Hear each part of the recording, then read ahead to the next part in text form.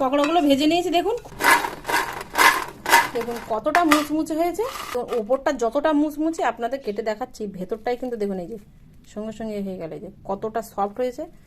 নমস্কার বন্ধুরা, সুপ্রিয়া কিচেন আবার আপনাদের সবাইকে স্বাগত জানাই আরো একটা রেসিপিতে। সন্ধে হলেই আমরা কিন্তু সকলেই বিভিন্ন ধরনের পকোড়া খেতে খুবই পছন্দ করি।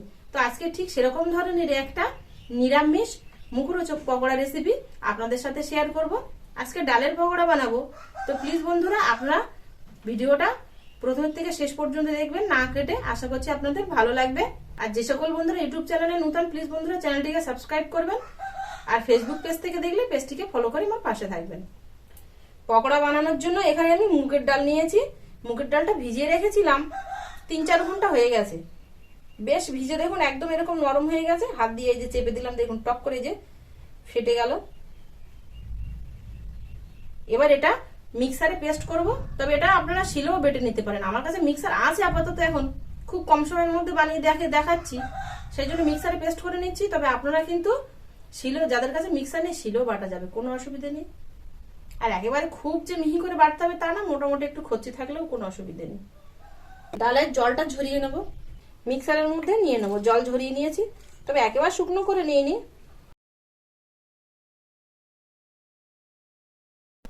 একসঙ্গে এত ধরবে না। এর মধ্যে দিয়ে দেবো আদা কুচি, আর এখানে ধনে পাতার ডেটা নিয়েছি, ডেটাগুলো দিয়ে দেবো, বেশ সুন্দর একটা ফ্লেভার আসবে। আর দিয়ে দেবো কাঁচা লঙ্কা। এর মধ্যে শুকনো লঙ্কা ব্যবহার করব না আমি, আর গুঁড়োও ব্যবহার করবো না, পুরোপুরি কাঁচা লঙ্কায় বানাবো, সেই জন্য কাঁচা লঙ্কাটা একটু বেশি দিয়েছি। আর নিয়েছি দেখুন 2টো কারি পাতা। এই কারি পাতাটা সম্পূর্ণই অপশনাল, আপনারা চাইলে নাও দিতে পারেন। আমি একটু দিলাম এর মধ্যে। এবার পেস্ট করে আনবো। পেস্ট করে এনেছি, এবারে পাত্রে ঢেলে নেবো।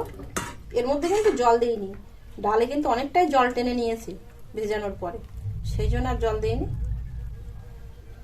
এর মধ্যে আরো কিছু মশলা দিয়ে দেবো।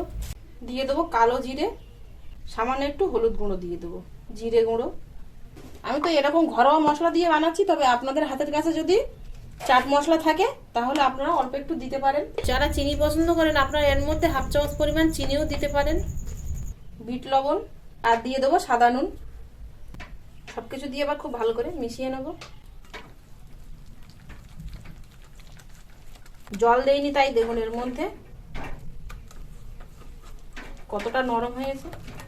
1 চামচ চালের গুঁড়ো দেবো, তাহলে বেশ আরো একটু মুচমুচে হবে। ডালের পকোড়া তো এমনি মুচমুচে হয়, তবে চালের গুঁড়োটা দিলে দেখবেন আরো বেশ একটু মুচমুচে হবে আর খেতে ভালো লাগবে। ভালো করে মিশিয়ে নিয়েছি। এবার এর মধ্যে ধনেপাতা কুচি দিয়ে দেবো। ধনেপাতা কুচি দিয়ে ভালো করে মিশিয়ে নেব। পকোড়া বানানোর জন্য ডালের ব্যাটারটা একদম রেডি। এবার শুধু গ্যাসটা জ্বালিয়ে কড়া বসিয়ে দেবো। তেল সমেত কড়াটা বসিয়ে দিয়েছি, গরম হতে লাগুক। আগের পুরানো ভাজা সাদা তেল ছিল, ভাজতে ভাজতে কিন্তু কালারটা এরকম লাল হয়ে গেছে। আমি সাদা তেলে ভাজবো, তবে আপনারা সরষের তেলও ভেজে নিতে পারেন। সাদা তেলে ভাজলে কি আর তেলটা খুব কম টানে, আর সরষের তেলে ভাজলে কিন্তু তেলটা বেশি টানে। তেলটা গরম হয়ে গেছে, আর তেল খাওয়াটাও কিন্তু শরীরের পক্ষে খুবই ক্ষতিকারক। এবার আমি ছোট ছোট করে এরকম করে করে কেটে কেটে এর মধ্যে দিয়ে দেবো।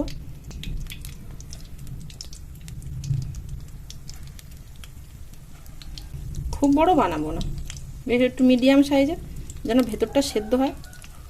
ছাড়ার সঙ্গে সঙ্গে দেখুন একটুখানি পরেই কিন্তু এই যে ফুলে উঠছে।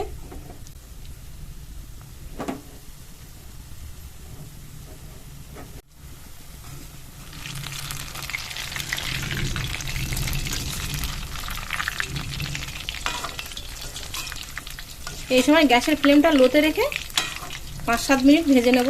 লোতে রাখলে কি হয়, একটু ধীরে ধীরে জ্বললে তো ভেতরটা সেদ্ধ হয়, উপরটা টক করে পুড়ে যায় না।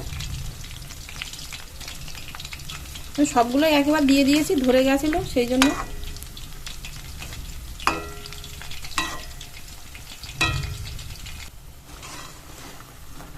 পকোড়াগুলো ভেজে নিয়েছি, দেখুন খুব লাল করে ভাজিনি, কিন্তু এমনিতেই একটু সাদা ছিল ডালটা, ওর মধ্যে কিন্তু আমি লঙ্কার গুঁড়ো দিইনি, সেই জন্য এরকম লাল করে ভেজে নিয়েছি। এবার তুলে নেব। 4 থেকে 5 মিনিট ভেজে নিয়েছি, নিলেই কিন্তু রেডি হয়ে যাবে। দেখুন কতটা মুচমুচে হয়েছে। চালের গুঁড়ো দেওয়ার জন্য কিন্তু এতটাই মুচমুচে হয়েছে। কালারটা কত সুন্দর এসছে দেখুন।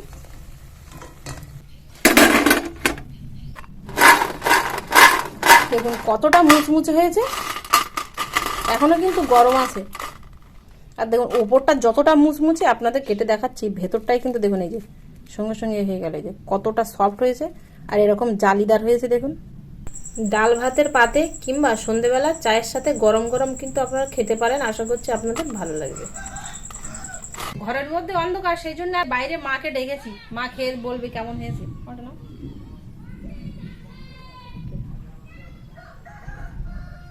ওপরটা মুচমুচ করছে, ভেতরে দেখো নরম, দেখেছো?